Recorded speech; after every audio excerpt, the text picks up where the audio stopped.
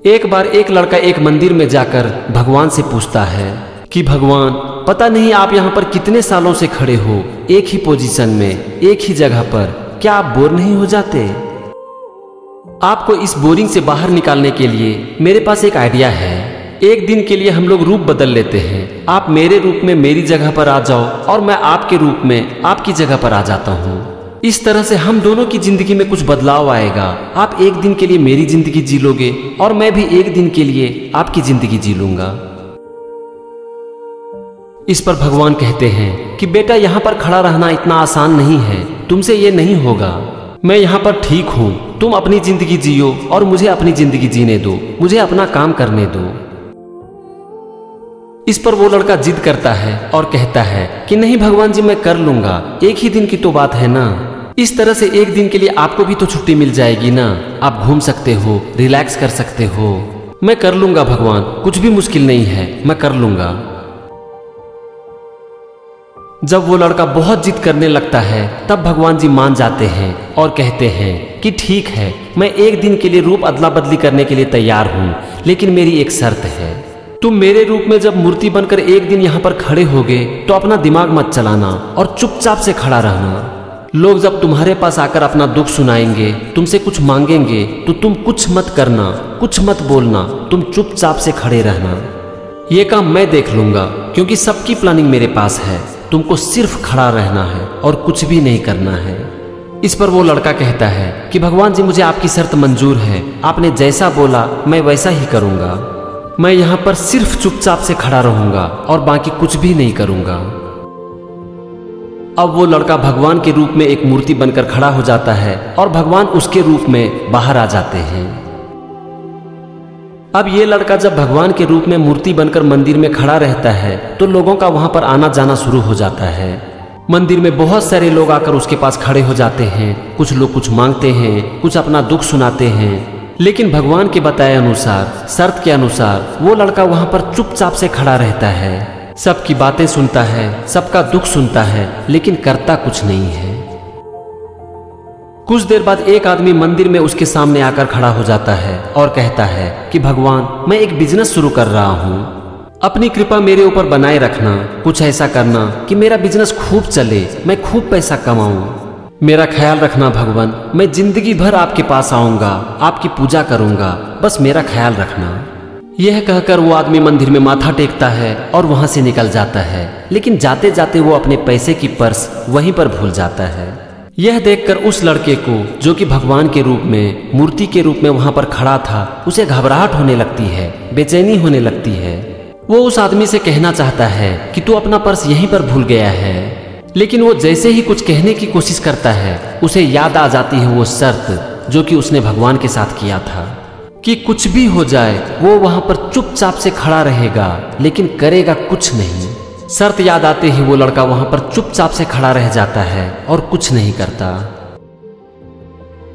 कुछ देर बाद वहां पर एक दूसरा भक्त आता है जो कि एक बहुत ही गरीब आदमी जैसा दिखता है। वो हाथ जोड़कर वहां पर माथा टेकता है और कहता है कि भगवान, मेरा बच्चा बहुत बीमार है, उसका इलाज करने के लिए मेरे पास पैसे नहीं हैं, और अगर आज उसका ठीक से इलाज नहीं हुआ तो मेरा बच्चा आज मर जाएगा। वो रोने लगता है और कहता है, भगवान आप कुछ करो, मेरे बच्चे को आज बचा लो। यह कहकर वो आदमी जैसे ही मंदिर से निकलना चाहता है, उसका ध्यान पैसे की उस पर्स पर पड़ जाती है। यह देखकर वो आदमी एकदम से बहुत खुश हो जाता है और कहता है, भगवान तेरा लाख लाख शुक्र, ये पैसे की पर्स तूने ही मुझे प्रसाद के रूप में दी है। तेरा लाख लाख शुक्र भगवान, तू महान है। अब इस पैसे से मैं अपने बच्चे की इलाज करा पाऊंगा। तेरा लाख लाख शुक्र भगवान, तेरा लाख लाख शुक्र। और यह कहकर वो आदमी पैसे की पर्स लेकर वहां से निकल जाता है। यह देखकर उस लड़के के मन में, जो कि वहां पर मूर्ति के रूप में खड़ा था, और घबराहट होने लगती है। वो कहना चाहता है कि ये मेरा प्रसाद नहीं, बल्कि किसी और का छूटा हुआ पर्स है। वो उसे रोकना चाहता है, लेकिन फिर उसे याद आ जाती है वो शर्त। फिर उसे वो चुपचाप से देखता रह जाता है, क्योंकि शर्त के अनुसार वो कुछ कर नहीं सकता। कुछ देर में वहां पर एक और भक्त आता है, उनके सामने हाथ जोड़कर खड़ा हो जाता है और कहता है कि हे भगवान, मैं अपने पूरे परिवार के साथ एक समुद्री यात्रा पर जा रहा हूं, बस अपनी कृपा हमारे ऊपर बनाए रखना। वो मंदिर में माथा टेक रहा होता है, पूजा कर रहा होता है। इतने में पहला आदमी जो कि वहां पर पर्स भूल गया था, पुलिस को लेकर पहुंच जाता है और पुलिस से कहता है कि मेरे बाद यही आदमी यहाँ पर आया है, इसी ने मेरा पर्स चुराया होगा, इसे गिरफ्तार कर लो। और पुलिस उस आदमी को चोरी के जुर्म में गिरफ्तार कर लेता है। यह सब देखकर उस लड़के की घबराहट जो कि मूर्ति के रूप में खड़ा था, एक बार फिर से बढ़ जाती है। वो सोचने लगता है कि अब मैं अपने आप को रोक नहीं सकता, मेरे सामने साफ दिख रहा है कि कुछ गलत हो रहा है, फिर मैं चुपचाप से कैसे रह सकता हूँ। आज अगर भगवान भी यहाँ पर होते ना तो वो चुप नहीं रह सकते। अब मैं अपने आप को रोक नहीं सकता, अब मुझे बोलना ही पड़ेगा। तो वो लड़का जो कि मूर्ति के रूप में खड़ा था कहता है कि पुलिस तुम इसे गिरफ्तार मत करो, इसने कुछ नहीं किया है। इसके पहले यहाँ पर एक गरीब आदमी आया था, उसी ने इसका पर्स चुराया है, अगर तुम चाहो तो उसे गिरफ्तार कर सकते हो, लेकिन इसे तुम छोड़ दो। इस पर पुलिस कहता है कि जब भगवान खुद ही बोल रहे हैं कि इस आदमी ने चोरी नहीं की है तो इसे गिरफ्तार करना ठीक नहीं है। तो वो उस आदमी को छोड़ देता है और वहां से निकलकर उस गरीब आदमी की खोज करके उसे पकड़ लेता है। उससे पर्स लेकर उस आदमी को वापस कर देता है और ये जो अंतिम भक्त था, ये अपने पूरे परिवार के साथ समुद्री यात्रा पर निकल पड़ता है। वो लड़का बहुत ही खुश होता है और सोचता है कि मैंने आज भगवान बनकर बहुत ही अच्छा काम किया है। अगर आज भगवान मेरी बात को सुनेंगे तो वो बहुत ही खुश हो जाएंगे। अब शाम का वक्त हो जाता है, भगवान वापस आ जाते हैं और उस लड़के से कहते हैं कि बोलो बेटा, कैसा था आज का दिन, कैसी लगी तुझे भगवान की जिंदगी। इस पर वो लड़का खुश होकर कहता है कि भगवान आज मैंने बहुत ही अच्छा काम किया, अगर आप आज सुनोगे तो एकदम से खुश हो जाओगे। और उसने वहां पर दिन भर जो कुछ भी हुआ वो सारी बातें भगवान को बता दी। फिर उसने भगवान से पूछा, भगवान मैंने बहुत ही अच्छा काम किया ना, आप बहुत खुश हो ना मुझसे। इस पर भगवान ने कहा, तूने अच्छा काम नहीं बल्कि सत्यानाश कर दिया। मैंने तुम्हें कहा था ना कि वहां पर जो कुछ भी होगा तुम उसे चुपचाप से देखना, लेकिन कुछ बोलना मत। लेकिन तुम मेरी बात नहीं माने और तुमने सारा काम खराब कर दिया। अब तू सुन मेरी प्लानिंग जो कि तुम्हारे सोच से भी परे है। जो पहला भक्त तुम्हारे सामने आया था, जिसकी की पर्स चोरी हो गई थी, उसकी सारी कमाई चोरी की है और अगर उसके पैसे कुछ गरीब के घर चले जाते तो उसका पाप का बोझ कुछ कम हो जाता। वो जो दूसरा गरीब आदमी आया था, वो एक बहुत ही ईमानदार और नेक आदमी था और वो तुम्हारे सामने जो कुछ भी बोला वो सब कुछ सच था। उसका बच्चा सही में बीमार है और उसके पास इलाज कराने के लिए पैसे नहीं हैं। इस पैसे से उस बच्चे का इलाज भी हो सकता था और वो ठीक भी हो सकता था, जो कि तुमने रोक दिया। लेकिन अब तुम्हारी वजह से वो बच्चा मर जाएगा। और जो वो तीसरा आदमी आया था, जो कि अपने पूरे परिवार के साथ एक समुद्री यात्रा करने जा रहा है, उस समुद्र में एक बहुत ही बड़ा तूफान आने वाला है।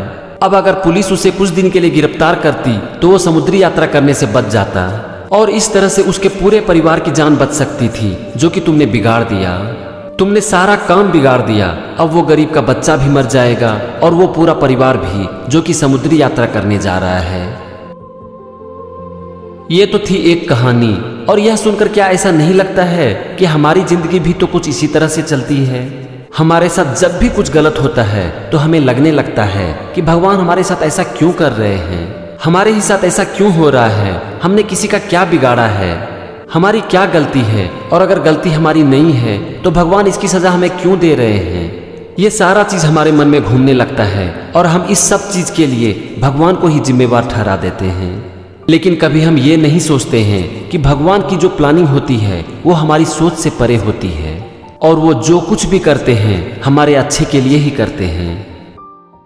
तो फ्रेंड्स, आज इस कहानी से आप एक सीख लो कि अपने काम को तो मन से करो, लेकिन उसका परिणाम भगवान के ऊपर छोड़ दो।